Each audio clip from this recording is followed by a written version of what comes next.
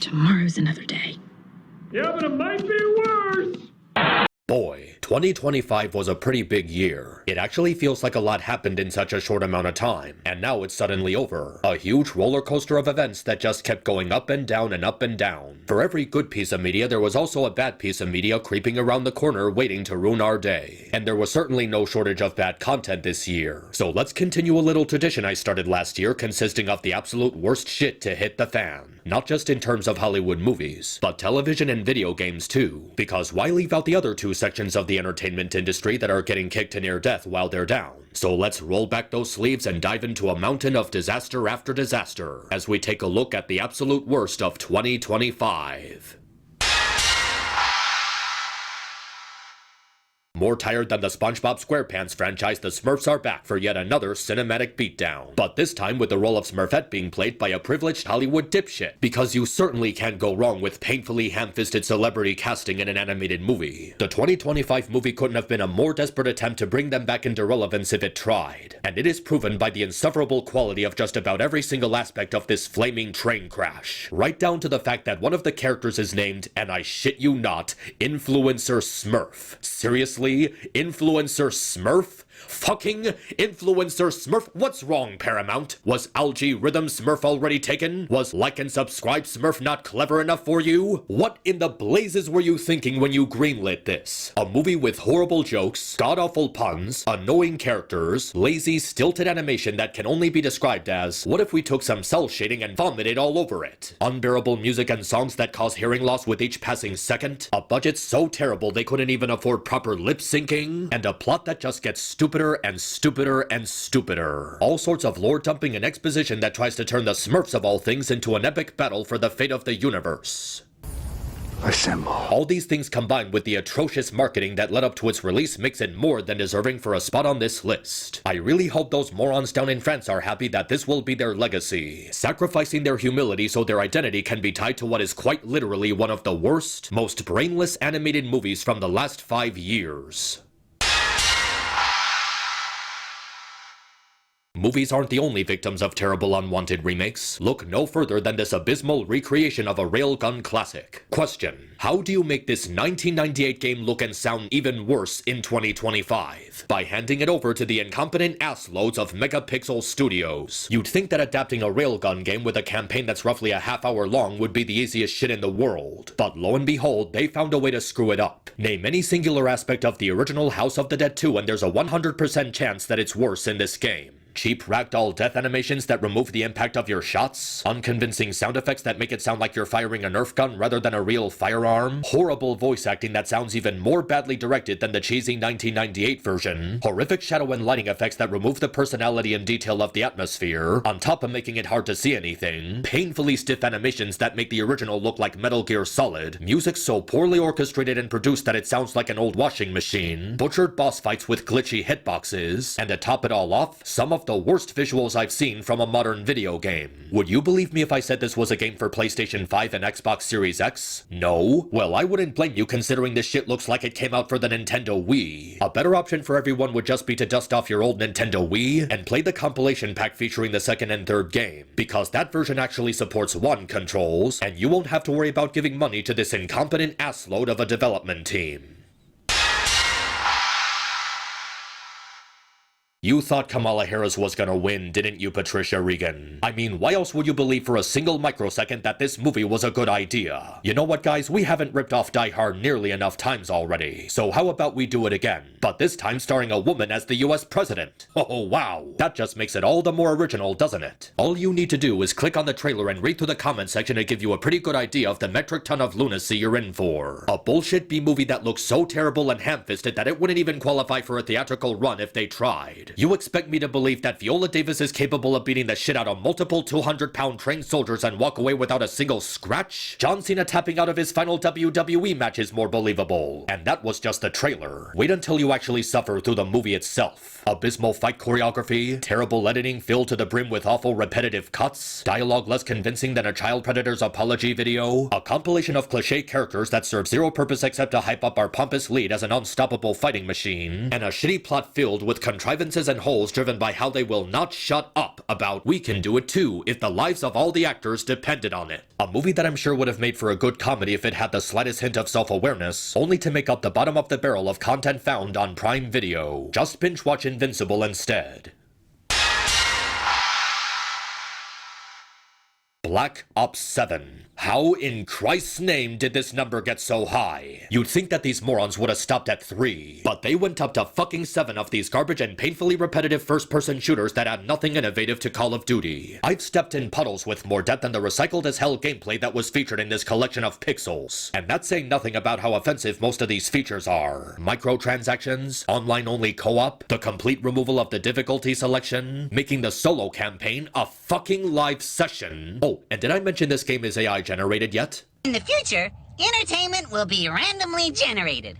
Randomly generated? Randomly generated. I've seen squashed insects more human than the computer-generated trash that plagues every single cutscene in this horrible story. You could not make this shit more cringe if it was featured in an episode of YouTube Rewind. I was already turned off by the abysmal fortnightification of the multiplayer and the beyond Desperate American Dad crossover. But a game that's practically AI generated from top to bottom is absolutely offensive to anyone who gives a shit about video games. A bland FPS formula that's been dragged through the mud for 15 years was already reason enough to dismiss this absolute disaster of game design. But Activision managed to top themselves yet again with bottom-of-the-barrel AI generation in an era where Twitter is now allowing people to fuck with the talent of hardworking, genuine artists. Top it all off with a terrible campaign that's just a compilation of member berries, and you have a formula for a game that is among the absolute worst of 2025. Real men play Bluey's Quest for the Golden Pen, and dumbass middle schoolers will just play another round of Fortnite before ever touching this rotting corpse of a franchise ever again. You thought 7 Black Ops games was bad? Try 7 Jurassic Park movies. After the monumental disaster that was Jurassic World Dominion, you'd think that the retards at Universal Studios would finally have the decency to put this franchise to rest. But hey, they already fucked up one beloved classic based on dinosaurs, so why not keep doing the same thing with this one? If there was ever an indication that Jurassic Park should have been a one-hit wonder with absolutely no sequels afterwards, it would be this one big pile of shit. Hey guys, did you like the overblown CGI the first, second, third, or fourth time? No? Well, certainly 6th time's the charm. If only it were followed by a half-decent cast of characters or a story that isn't even marginally devoid of logic. You know you're in for a movie for mentally impaired people when it opens with the unbelievable plot point of someone carelessly eating a Snickers bar in the middle of a top-secret dangerous experiment facility and just leaving the wrapper to fall onto the ground, which somehow leads to this highly advanced technology malfunctioning and the dinosaurs escaping captivity. Oh, but don't worry, the best is yet to come when it's followed by the world suddenly not giving a shit that live dinosaurs are roaming the earth. What, did the last movie steal your sense of wonder? Live dinosaurs are roaming the earth! That's like not being excited for the release of Half-Life 3, you stupid populists pretending to be believable human beings. And believe me, the plot only gets worse from there as Universal drags this rotting corpse of a film series deeper into the planet's crust than it ever has before. Characters that you actively want to see die by the end of this garbage, combined with a story with absolutely no sense of logic or believability to it, including Tyrannosaurus Rexes with the ability to magically disappear into thin air, makes for a gigantic abortion pretending to be a movie. I'm just gonna sit around and wait for the next asteroid to blow us up, and spare us the pain of enduring even one more movie from this deader-than-dead fossil of a film franchise.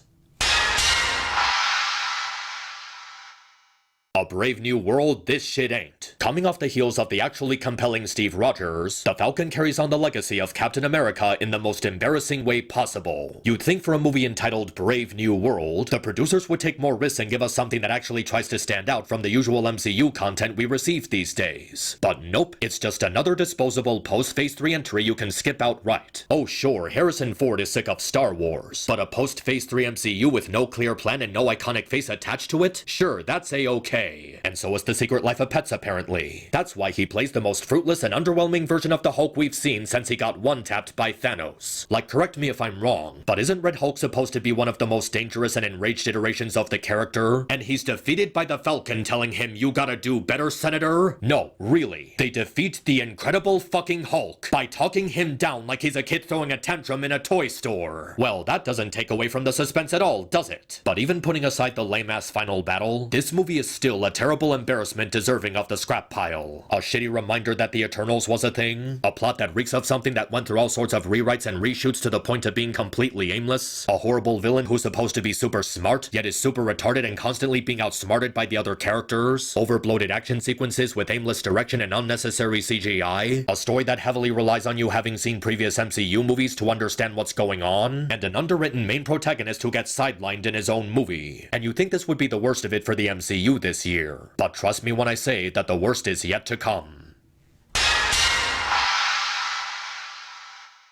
A movie about shoes. Fucking shoes. My god. I thought we were joking when we made all those memes about movies based on inanimate objects following Disney's timeless masterpiece Planes. But to think we would stoop so low as to make a kids movie so devoid of respecting their intelligence and so abysmal in quality that it sets a brand new low for animation. Do you know how low people's opinion of you has to be when you gross even less money than Norm of the North? I don't know, because I don't think they can make a negative number that high. This actually feels like something an AI would come up with. Animation so bad I would rather be watching Food Fight, a really disturbing hint of foot fetish fuel, a plot that just amounts to Toy Story 2 for stupid people, and characters? What fucking characters? Because I don't remember the name of a single worn out piece of shit in this thing.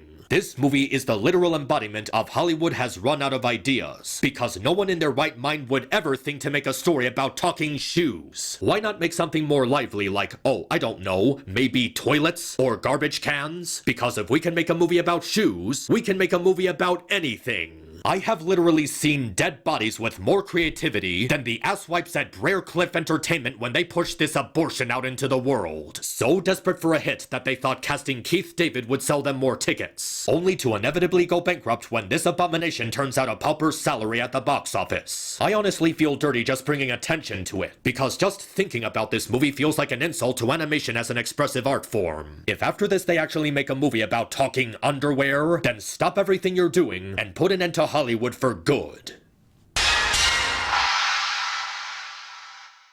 A post-Phase 3 MCU entry so bad that not even Marvel and Disney themselves tried to salvage it. Ironheart was met with so much universal vitriol, and holy shit was it deserved. Because this character is the most insufferable bitch imaginable. Would Tony Stark be Tony Stark if he wasn't a billionaire? I'm sorry, are we talking about the same guy who came up with a super suit of mass destruction while being held hostage in the middle of nowhere? Let's see you do that, you little shit. Remember the iconic "if you're nothing without this suit, you shouldn't have it" line? That is this entire garbage fire excuse for a show in a nutshell. A whiny, privileged, self-absorbed, arrogant, unsupportive protagonist with no positive qualities, followed by so much of the same bullshit we've received since after Infinity War. Vanilla scenes that develop nothing, a dumb and tired dramatic scene followed by shoehorn joke formula, annoying characters who lack a compelling personality, a dumbass villain who fails to be intimidating, a plot that lacks genuine stakes and relies on the characters doing stupid things for stupid reasons, CGI that's more suitable for an after-school Halloween special, and writers who are more focused on crappy social commentary instead of telling an actually good story. There's a reason why people have little to no enthusiasm for Avengers Doomsday, because the MCU has become so dragged out with no actual plan behind it. Just another cinematic universe for Disney to cash in on. And nowhere is this more evident than with this abhorrent disaster of a show, desperately trying to work off the likeness and legacy of a character who's actually worth rooting for. And if this wasn't enough to cancel your Disney Plus subscription, well, don't worry, because there's plenty of other reasons to.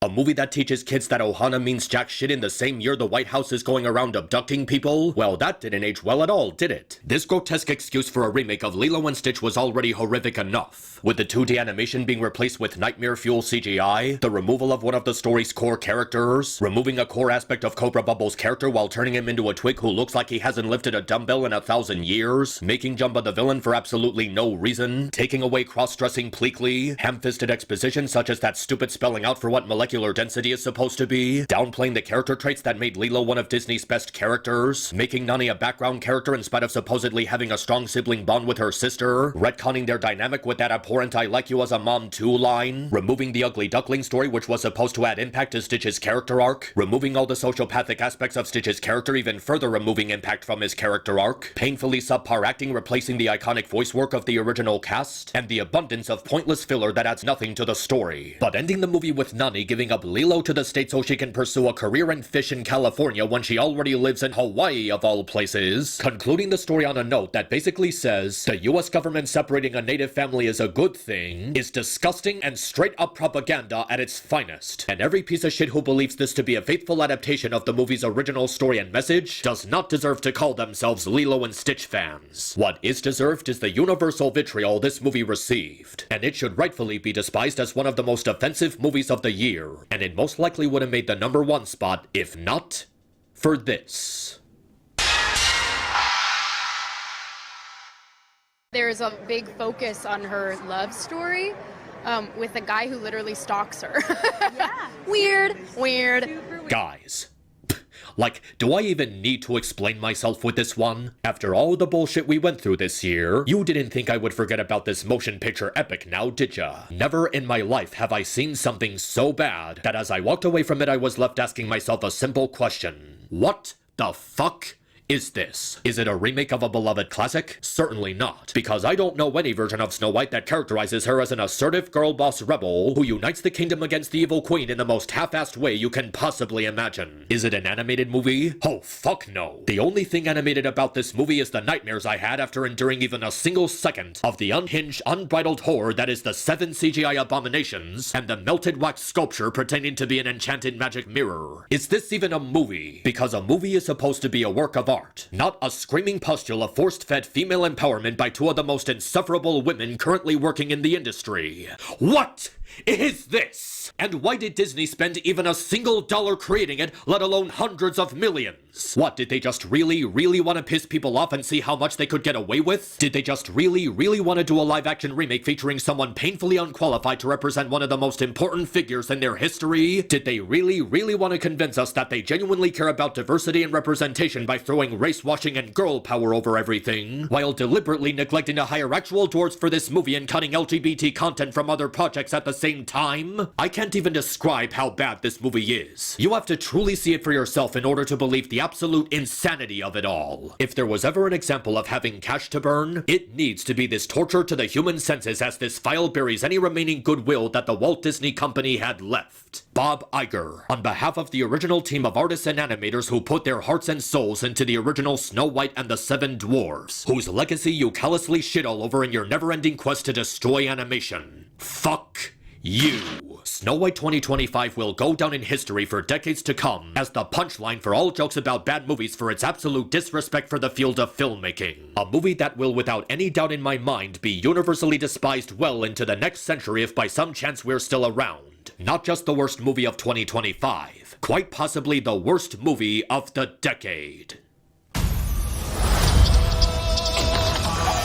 Get tickets now. No.